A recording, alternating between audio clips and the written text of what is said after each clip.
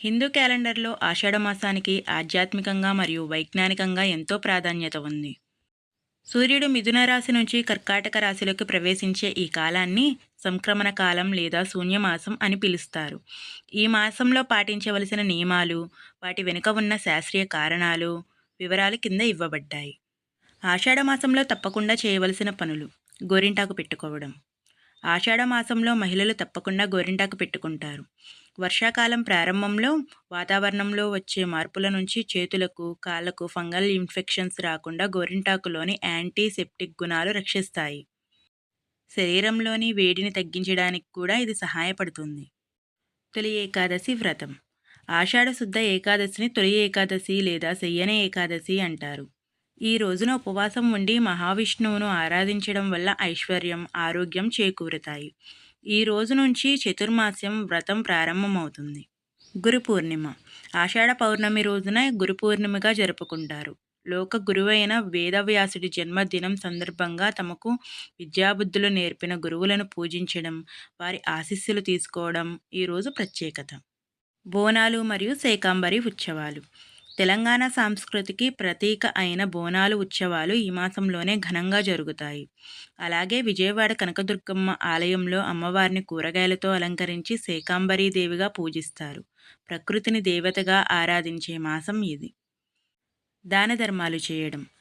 ఈ నెలలో ఎండలు తగ్గి వర్షాలు ప్రారంభమవుతాయి కాబట్టి అవసరమైన వారికి గొడుగులు, చెప్పులు, వస్త్రాలు మరియు ఉప్పును దానం చేయడం వల్ల విశేష పుణ్యఫలం లభిస్తుందని నమ్ముతారు. ఆషాఢమాసంలో చేయకూడని పనులు. శుభకార్యాలు చేయకూడదు. ఆషాఢమాసంలో పెళ్ళిళ్ళు, గృహప్రవేశాలు, ఉపనయనాలు, నూతన వ్యాపార ప్రారంభోత్సవాలు వంటి శుభకార్యాలు చేయకూడదు. ఈ కాలంలో సూర్యుని శక్తి తక్కువగా ఉండడం వల్ల దీనిని శూన్యమాసంగా పరిగణించి లౌకికపరమైన శుభకార్యాలను వాయిదా వేస్తారు. అత్తాకోడళ్ళు ఒకే ఇంట్లో ఉండకూడదు. కొత్తగా పెళ్ళైన అత్తాకోడళ్ళు ఆషాఢమాసంలో ఒకే చోట నివసించకూడదనే నియమం ఉంది. అందుకే కోడలిని పుట్టింటికి పంపుతారు. దీని వెనుక ఉన్న వైజ్ఞానిక కారణం ఏమిటంటే, ఈ మాసంలో కొత్త వధువు వరువులు కలిసి ఉండి భార్య గర్భం దాల్చితే ఆ శిశువు వచ్చే ఏడాది వేసపు కాలపు తీవ్రమైన ఎండల్లో జన్మిస్తుంది. అది తల్లి బిడ్డల ఆరోగ్యానికి మంచిది కాదనే ఉద్దేశంతో పూర్వీకులు ఈ నియమాన్ని పెట్టారు. తామాసిక ఆహారానికి దూరం. ఈ మాసంలో మాంసాహారం, ఉల్లిగడ్డ, వెల్లుల్లి మరియు అతిగా మసాలాలు ఉండే ఆహారాన్ని తీసుకోకూడదు. వర్షాకాలం ప్రారంభంలో మానవ శరీరంలో జీర్ణశక్తి చాలా మందగిస్తుంది. అలాగే ఈ కాలంలో బ్యాక్టీరియా, ఇన్ఫెక్షన్లు త్వరగా వ్యాపిస్తాయి. కాబట్టి తేలికపాటి సాత్విక ఆహారాన్ని తీసుకోవడం ఆరోగ్యపరంగా ఎంతో శ్రేయస్కరం. కొత్త వస్తువులు కొనుగోళ్లు. సాధారణంగా ఈ మాసంలో కొత్త వాహనాలు, ఇళ్ళు లేదా భూములు కొనుగోళ్లు మరియు పెద్ద మొత్తంలో పెట్టుబడులు పెట్టడం వంటి పనులకు దూరంగా ఉంటారు.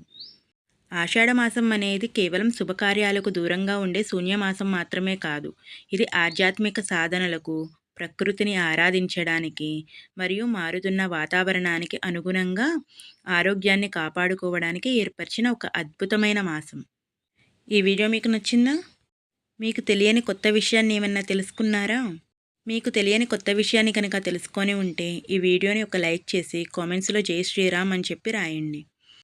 అలాగే మరిన్ని ఇంట్రెస్టింగ్ వీడియోస్ కోసం మన ఛానల్ని సబ్స్క్రైబ్ చేసుకోవడం మాత్రం మర్చిపోవద్దే. మన ఛానల్ని సబ్స్క్రైబ్ చేసి పక్కనే ఉన్న బెల్ ఐకాన్ని కొట్టడం మాత్రం మర్చిపోమాకండి. బెల్ ఐకాన్ని నొక్కడం వల్ల నా వీడియోస్ ముందు మీకే వస్తాయి.